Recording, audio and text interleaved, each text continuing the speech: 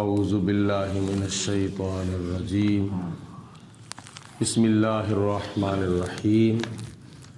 قال اللہ تبارک و تعالی فی القرآن المجید والفرقان الحمید۔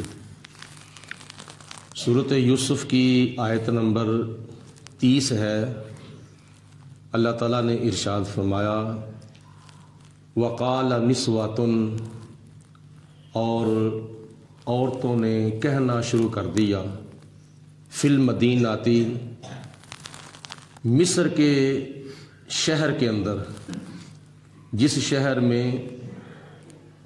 ان کا محل تھا، یعنی مصر کا جو دارالخلافہ تھا، اس شہر کے اندر مصر کی عورتوں نے اس بات کا چرچا کرنا شروع کر دیا،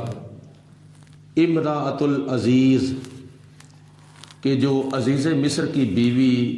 زلیخا ہے، وہ تراود فتاہا، وہ اپنے اس نوجوان غلام یعنی یوسف علیہ السلام کا دل اپنی طرف مائل کرتی ہے، ان نفسہ، اپنی طرف، قد شغفہا حبا، وہ تو یوسف علیہ السلام کی محبت میں پھنس گئی ہے، انا لنراہا، بے شک ہم دیکھ رہی ہیں، فی ضلال مبین، وہ یوسف علیہ السلام کی محبت میں گم ہے۔ یہ مصر کی عورتوں نے شہر کے اندر چرچا کرنا شروع کر دیا۔ چند بیبیوں کو پتہ چل جائے تو پھر پورے علاقے کے اندر اس بات کا پتہ چل جاتا ہے۔ ساری بیویاں ایک جیسے بھی نہیں ہوتی، لیکن کسی کی بات کو اپنے تک رکھنا بھی ہمارے لیے ایک سبق ہے۔ تو اللہ تعالیٰ کی ذات بابرکات نے ارشاد فرمایا کہ جب مصر کی عورتوں نے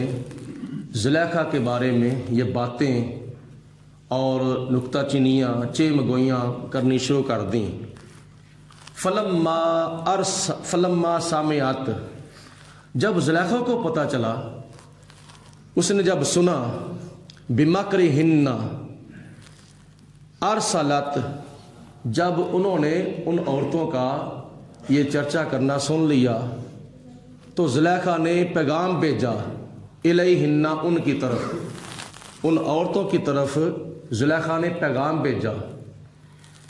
وَآتَدَتْ لَهُنَّ مُتَّكَأً، اور ان کے لیے مسندیں بچھا دی،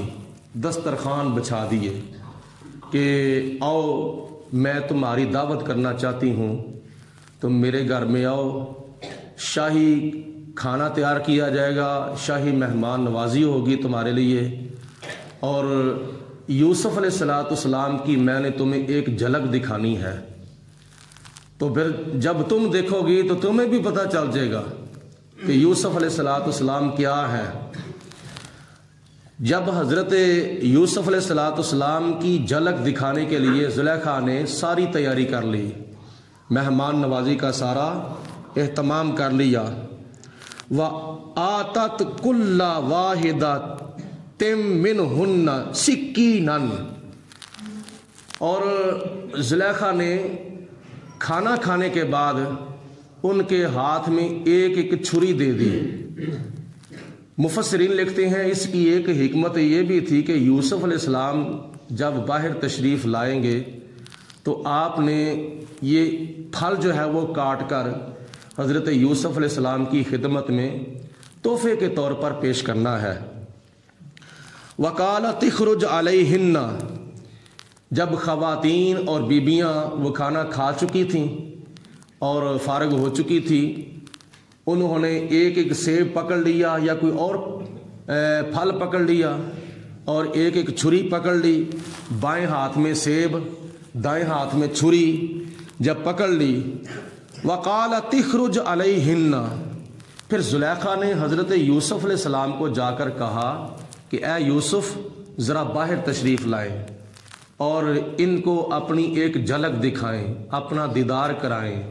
یہ مصر کی عورتیں تمہارا دیدار کرنا چاہتی ہیں، تمہاری زیارت کرنا چاہتی ہیں۔ حضرت یوسف علیہ السلام زلیخا کے اصرار کرنے پر جب باہر تشریف لائے، باہر تشریف لا کر جب اسٹیج کے اوپر جلوہ فروز ہو گئے یا کسی چیئر کے اوپر تشریف فرما ہو گئے، فلما رأینہ، جب مصر کی عورتوں نے حضرت یوسف علیہ السلام کو دیکھا، اکبرنہ، تو وہ یوسف علیہ السلام کی عظمت اور بڑائی بولنے لگ گئیں، بجائے نکتہ چینی کے یوسف علیہ السلام کے اور زلیخا کے بارے میں نکتہ چینی کرنے کے بارے میں، بجائے حضرت یوسف علیہ السلام کی عظمت و شان بیان کرنے لگ گئیں۔ وَقَطَّعْنَ أَيْدِيَهُنَّ، اور انہوں نے اپنے ہاتھ کاٹ لیے۔ اس کا کیا مطلب ہے؟ نظریں ان کی حضرت یوسف علیہ السلام کے چہرے پر لگی ہوئی تھیں، اور زلیخا نے کہا تھا کہ جب وہ آئیں گے باہر تو ان کی خدمت میں تحفے کے طور پر یہ سیب کاٹ کر یا کوئی اور پھل کاٹ کر پیش کرنا ہے۔ ادھر سے انہوں نے وہ پھل کاٹنا شروع کر دیا تو آنکھیں جو تھیں، نظریں جو تھیں، وہ یوسف علیہ السلام کے چہرے کے اوپر لگ گئیں۔ یوسف علیہ السلام کے دیدار میں اور یوسف علیہ السلام کی زیارت میں اور یوسف علیہ السلام کا حسن و جمال دیکھنے میں وہ اس قدر محو و مستغرق ہو گئیں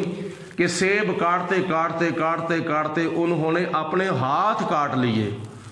ان کو پتہ ہی نہ چلا کہ سیب کاٹا گیا ہے یا ہمارے ہاتھ کاٹے گئے ہیں، پتہ ہی نہ چلا، درد بھی نہ ہوا، تکلیف بھی نہ ہوئی۔ اور کہتی کیا ہے؟ وَقُلْنَا حَاشَ لِلَّهِ، اور کہنے لگیں یہ خدا کی قسم، یہ تو کوئی عام انسان نہیں ہے۔ کیا کہتی ہیں؟ جو مترجمین نے اس جملے کا ترجمہ کیا نا، وہ میں آپ کو پیش کرتا ہوں۔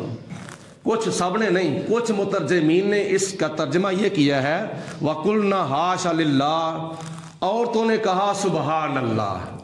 کیا کہا عورتوں نے؟ سبحان اللہ۔ یہ مترجمین کا ترجمہ میں آپ کو بتا رہا ہوں، لغوی ترجمہ اس کا کچھ اور ہے،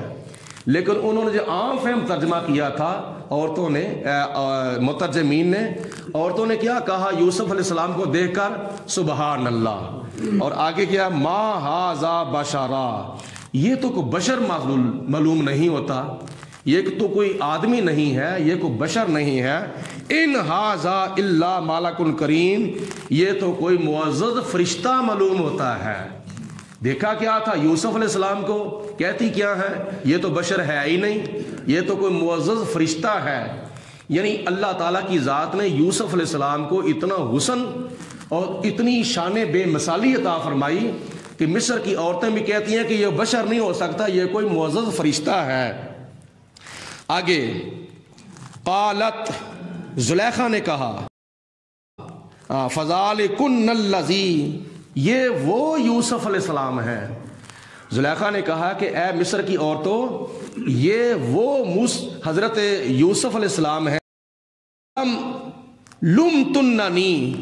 جس کے بارے میں تم مجھے ملامت کرتی تھیں، جس کے بارے میں تم مجھے طعنہ دیتی تھیں، جس کے بارے میں تم مجھے طنز کرتی تھیں، یہ وہ یوسف علیہ السلام ہیں جن کو دیکھ کر تم اپنے ہوش ہی کھو بیٹھی ہو۔ والا قد راوتہ عن نفسہ، جس کے بارے میں تم مجھے یہ کہتی تھی، اور میں نے بھی حقیقت میں بڑی کوشش کی ہے۔ اس نے اپنی جو بات تھی، جو اس کی حقیقت تھی، جو اس کا نظریہ تھا، جو سوچ تھی، اس نے اپنی سوچ کو ظاہر کیا کچھ عورتوں کے آگے، سب کے نہیں، کچھ عورتوں کے سامنے جو اس کی ہمراز تھی نا، ان کے سامنے زلیخا نے اپنی سوچ کو ظاہر کیا تھا، اپنا نظریہ بتایا تھا کہ راوتہ عن نفسہ، میں نے بڑی کوشش کی ہے، بڑی کوشش کی ہے اپنی طرف مائل کرنے کی، لیکن فاستعصم، یہ تو کوئی استقامت کا پہاڑ ہے، یہ تو کوئی ثابت قدمی کا ایسا پہاڑ ہے جو اپنی جگہ سے ہلتا ہی نہیں ہے۔ لہٰذا حضرت یوسف علیہ السلام نے ایک ذرے کے برابر بھی میری طرف توجہ نہیں کی۔ اب زلیخا نے دل کے اندر خیال کیا چرچا تو میرا ہو گیا ہے۔ زلیخا نے کہا والا لم یفعل ما آمرہ، اگر یوسف نے ایسا نہ کیا جیسا میں اس کو کہتی ہوں، اگر یوسف علیہ السلام نے ایسا نہ کیا تو لَيُسْجَنَنَّ، ضرور بر ضرور حضرت یوسف علیہ السلام کو قید کر دیا جائے گا، میں یوسف علیہ السلام کو قید کرواؤں گی اگر میری بات یوسف نے نہ مانی۔ وَلَيَكُونَ مِنَ الصَّاغِرِينَ، اور یوسف علیہ السلام ضرور بر ضرور وہ بے آبروؤں میں سے ہو جائیں گے، یوسف علیہ السلام کی پھر وہ عزت نہیں رہے گی جو اب ہے، تو میں ضرور بر ضرور یوسف علیہ السلام کو اب قید کرواؤں گی، کیونکہ چرچا تو میرا گیا ہے تو میں تو پھر یہ چاہتی ہوں کہ یوسف علیہ السلام کو قید کروا دیا جائے، تاکہ اگر یوسف علیہ السلام قید ہو جائیں گے تو پھر ظاہر ہے کہ پھر کچھ لوگ یہ بھی کہیں گے کہ یوسف کی غلطی ہے تبھی تو قید ہوئے ہیں نا، اگر یوسف علیہ السلام کو قید نہ کروایا گیا تو پھر ساری کی ساری غلطی میری ہی مانی جائے گی، اگر وہ قید ہو جائیں گے تو پھر کچھ لوگوں کا ذہن یہ ہوگا کہ یوسف علیہ السلام کی کوئی غلطی ہے تبھی تو قید ہوئے ہیں نا، لہٰذا یہ کام تقسیم ہو جائے گا۔ قال، اب یوسف علیہ السلام نے اللہ کی بارگاہ میں عرض کی، رب السجن احب الی، یا اللہ مجھے قید پسند ہے، یا اللہ مجھے جیل میں جانا پسند ہے، مما، اس کام سے جس کام کی طرف یدعوننی الی، یہ مجھے عورتیں بلاتی ہیں، جس کام کی طرف یہ عورتیں مجھے بلاتی ہیں اس کام سے بہتر یہ ہے کہ یا اللہ مجھے قید میں بھیج دیا جائے، مجھے جیل میں بھیج دیا جائے، لیکن میں اس کام کا ارتکاب نہیں کر سکتا، اس سے بہتر ہے کہ مجھے قید میں بھیج دیا جائے۔ وَإِلَّا تَصْرِفْ عَنِّي كَيْدَهُنَّ، اگر یا اللہ تو نے میری طرف سے ان عورتوں کی سازش کو نہ موڑا نہ پھیرا، اسب الیہن، تو یا اللہ میں بھی پھر ان کی طرف مائل ہو جاؤں گا، وَأَكُن مِّنَ الْجَاهِلِينَ، اور میں جاہلوں میں سے ہو جاؤں گا۔ یوسف علیہ السلام کی یہ دعا ہے کہ یا پروردگار عالم، اس کام سے بچنے کے لیے مجھے قید میں جانا منظور ہے، مجھے قید پسند ہے۔ فَاسْتَجَابَ لَهُ رَبُّهُ، پھر اللہ تعالیٰ نے حضرت یوسف علیہ السلام کی دعا کو قبول فرمایا، تو یوسف علیہ السلام کی جب دعا قبول ہو گئی، فَصَرَفَ عَنْهُ كَيْدَهُنَّ، تو یوسف علیہ السلام کی طرف سے اللہ پاک کی ذات بابرکات نے ان عورتوں کی سازش کو پھیر دیا۔ اِنَّهُ هُوَ السَّمِيعُ الْعَلِيمُ، بے شک اللہ تعالیٰ بہت زیادہ سننے والا بھی ہے اور بہت زیادہ جاننے والا بھی ہے۔ ثُمَّ بَدَا لَهُم مِّن بَعْدِ مَا رَأَوُا الْآيَاتِ، پھر عزیز مصر نے جب دیکھا یوسف علیہ السلام کی پاک دامنی کی علامتیں، یوسف علیہ السلام کی پاک دامنی کی علامتیں جب ظاہر ہو گئیں، اس کو پتہ چل بھی گیا تھا کہ یوسف علیہ السلام پاک صاف ہیں، یوسف علیہ السلام پاک دامن ہیں، غلطی زلیخا کی تھی، تو پھر بھی اس کی سمجھ میں یہی آیا کہ یوسف علیہ السلام کو قید کر دیا جائے، کیونکہ عزیز مصر خامند تھا اور زلیخا بیوی تھی، اور زلیخا نے اپنے خامند کو کہہ کر اس طرح کا کیس وغیرہ بنوا دیا جس کی وجہ سے یوسف علیہ السلام کو جیل میں بھیج دیا گیا۔ جا لَيَسْجُنَنَّهُ حَتَّى حِينٍ، ایک وقت تک، یعنی وہ وقت مقرر کر دیا گیا، ایک وقت تک حضرت یوسف علیہ السلام پھر قید کی زندگی بسر کرنے لگے۔ یہ کچھ امتحان یوسف علیہ السلام کے پیچھے گزر گئے ہیں اور کچھ انعام بھی گزر گئے ہیں، کچھ انعام بھی گزر گئے ہیں اور کچھ امتحان بھی گزر گئے ہیں۔ پہلے امتحان ہوتا ہے، بعد میں انعام ہوتا ہے۔ اب ایک اور بہت بڑا امتحان یوسف علیہ السلام کے اوپر آیا ہے جو کہ بڑا لمبا امتحان ہے۔ وہ کون سا امتحان؟ حضرت یوسف علیہ السلام اپنی عزت بچانے کے لیے قید میں چلے گئے، تو اس کا بیان جو ہے وہ کل کے درس قرآن میں ہوگا۔ اللہ پاک ہم سب کو عمل کرنے کی توفیق عطا فرمائے۔ وآخر الدعوانا ان الحمد للہ رب العالمین۔ الصلاۃ والسلام علیک یا سیدی۔